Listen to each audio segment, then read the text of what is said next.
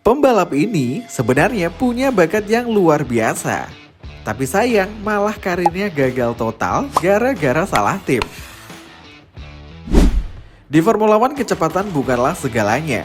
Karena sejarah membuktikan banyak pembalap hebat tidak gagal karena mereka lambat. Mereka gagal karena memilih tim yang salah. Ada yang meninggalkan tim tepat sebelum tim itu menjadi juara dunia. Ada yang bergabung dengan tim impian lalu karirnya hancur hanya dalam hitungan bulan. Bahkan ada yang dipercaya akan menjadi juara dunia berikutnya. Tapi akhirnya hanya menjadi cerita. Bagaimana jika? Dan inilah 10 pembalap Formula One yang karirnya berubah selamanya karena satu keputusan. Dimulai dari Nick De Vries. Tahun 2022, nama Nick De Vries tiba-tiba menjadi perbincangan seluruh pedok Formula One. Saat menggantikan Alex Albon di Monza, dia langsung mencetak poin. Prestasi yang sangat jarang terjadi untuk seorang debutan. Media memujinya, tim-tim mulai meliriknya. Dan akhirnya AlphaTauri memberinya kontrak penuh untuk musim berikutnya. Namun masalahnya, dia masuk ke tim yang sedang mengalami masa sulit. Mobil AlphaTauri tidak kompetitif, tekanan dari Red Bull sangat besar, dan seperti yang sudah sering terjadi, program pembalap Red Bull terkenal tidak memiliki banyak kesabaran. Hanya dalam 10 balapan. 10 balapan, itu saja kesempatan yang diberikan kepada De Vries. Sebelum akhirnya kursinya diambil alih Daniel Ricciardo, karir Formula One yang baru saja dimulai berakhir bahkan sebelum sempat berkembang. Robert Kubica. Tahun 2008, Robert Kubica dianggap sebagai salah satu talenta terbesar di Formula One. Bersama BMW Sauber, dia tampil luar biasa, cepat, konsisten, dan yang paling penting, dia mampu menantang dominasi Ferrari dan McLaren. Puncaknya terjadi di Grand Prix Kanada, Kubica meraih kemenangan pertamanya dan untuk sesaat, dia benar-benar menjadi kandidat juara dunia. Namun saat persaingan gelar sedang memanas, BMW membuat keputusan yang mengejutkan. Mereka menghentikan pengembangan mobil musim itu. Fokus tim dialihkan ke proyek tahun berikutnya, akibatnya performa BMW langsung merosot, Kubica kehilangan senjata utamanya, dan peluang meraih gelar dunia pun menghilang. Tak lama kemudian dia memilih pergi bergabung dengan Renault demi masa depan yang lebih cerah. Sayangnya masa depan itu tidak pernah datang. Sebelum musim dimulai, Kubica mengalami kecelakaan rally yang menghancurkan karirnya. Sampai hari ini penggemar Formula One masih bertanya-tanya, bagaimana jika BMW terus mengembangkan mobilnya? Bagaimana jika Kubica berada di tim yang tepat? Karena mungkin saja kita sedang membicarakan seorang juara dunia yang tidak pernah lahir. Pierre Gasly. Masuk ke Red Bull adalah impian hampir semua pembalap muda. Pada tahun 2019, Pierre Gasly mendapat kesempatan itu.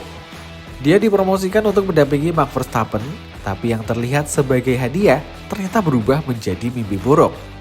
Mobil Red Bull saat itu sangat sulit dikendarai, dan karakter mobilnya sangat cocok dengan Verstappen. Gasly kesulitan beradaptasi, hasilnya jauh tertinggal. Media mulai menyerang, kepercayaan dirinya pun juga runtuh. Dan hanya setengah musim kemudian, Red Bull menurunkannya kembali ke Toro Rosso. Kesempatan emas yang diperjuangkan bertahun-tahun hilang dalam hitungan bulan. Alex Albon. Jika Gasly gagal di kursi kedua Red Bull, Alex Albon mengalami nasib yang hampir sama. Promosinya datang sangat cepat, terlalu cepat, belum genap satu musim penuh di Formula One, dia sudah harus menghadapi Max Verstappen. Tekanan yang dihadapinya luar biasa, setiap kesalahan langsung menjadi sorotan. Setiap hasil buruk langsung dibandingkan dengan Max Verstappen. Perlahan kepercayaan dirinya menghilang dan pada akhirnya Red Bull memutuskan menggantikannya. Albon bahkan sempat kehilangan tempat di grid Formula One dan untungnya Williams memberinya kesempatan kedua, tapi karir yang seharusnya terus menanjak sudah terlanjur berubah arah. Sergio Perez. Ketika Sergio Perez bergabung dengan Red Bull, banyak orang menganggap dia adalah jawaban yang selama ini dicari tim. Dia berpengalaman, cepat, dan mampu membantu Max Verstappen. Awalnya semua berjalan baik, Perez memenangkan balapan, membantu Red Bull meraih gelar, bahkan sempat masuk dalam perburuan kejuaraan. Namun seiring waktu, masalah yang sama kembali muncul. Mobil Red Bull berkembang semakin sesuai dengan gaya Verstappen, sementara Perez semakin kesulitan. Selisih performa mereka terus membesar, kritik berdatangan dari mana-mana, dan juga perlahan, Perez berubah dari pahlawan menjadi korban terbaru dari kutukan kursi kedua Red Bull. Daniel Ricciardo. Tahun 2018, Daniel Ricciardo membuat salah satu keputusan paling mengejutkan dalam sejarah modern F1. Dia meninggalkan Red Bull, padahal saat itu Red Bull sedang membangun fondasi menuju masa depan. Ricciardo memilih Renault, dia ingin menjadi pusat proyek baru, menjadi pembalap utama, dan membangun jalannya sendiri menuju gelar dunia. Tapi kenyataannya berbeda, Renault tidak pernah benar-benar menjadi penantang gelar. Sementara Red Bull perlahan berkembang menjadi kekuatan dominan, Ricciardo kemudian pindah lagi ke McLaren. Dan situasinya semakin buruk, dia kesulitan memahami mobil, performanya menurun hingga akhirnya kehilangan kursinya. Banyak penggemar percaya jika Ricciardo bertahan sedikit lebih lama di Red Bull, mungkin sejarah karirnya akan sangat berbeda. Valtteri Bottas. Valtteri Bottas mungkin tidak pernah menjadi juara dunia, tapi dia adalah bagian penting dari dominasi Mercedes. Dia memenangkan balapan, membantu tim meraih banyak gelar konstruktor, dan berkali-kali menjadi pendamping sempurna bagi Lewis Hamilton. Namun ketika era Mercedes mulai berubah, Bottas memilih pindah ke Alfa Romeo. Keputusan yang terlihat masuk akal, tapi kenyataannya, tim tersebut tidak mampu memberikannya mobil kompetitif. Perlahan Bottas menghilang dari persaingan papan depan. Dari pembalap tim juara dunia menjadi penghuni lini tengah yang jarang disorot. Sebastian Vettel. 4 gelar dunia bersama Red Bull, Sebastian Vettel sudah memiliki segalanya. Tapi ada satu impian yang belum tercapai. Menjadi juara dunia bersama Ferrari, sama seperti idolanya Michael Schumacher.